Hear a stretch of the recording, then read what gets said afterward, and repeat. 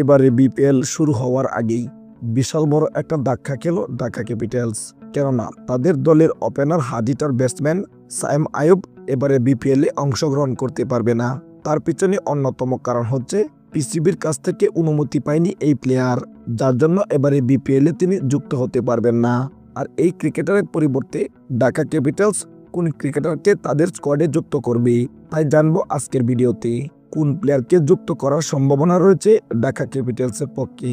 এখন পর্যন্ত সুনিশ্চিত কোনো ক্রিকেটারের নাম পাওয়া যায়নি, তবে আশঙ্কা করা হচ্ছে আফগানিস্তানি ক্রিকেটার হরজতুল্লাহ জাজাই কিংবা ইংল্যান্ডের ক্রিকেটার জসন রয়কে যুক্ত করতে পারে ঢাকা ক্যাপিটালস। তবে তাদের পরিবর্তে অন্য কাউকে কে যুক্ত করবে ঢাকা ক্যাপিটালস তা জানার সাথে সাথে অবশ্যই আপনাদেরকে জানিয়ে দেওয়া হবে।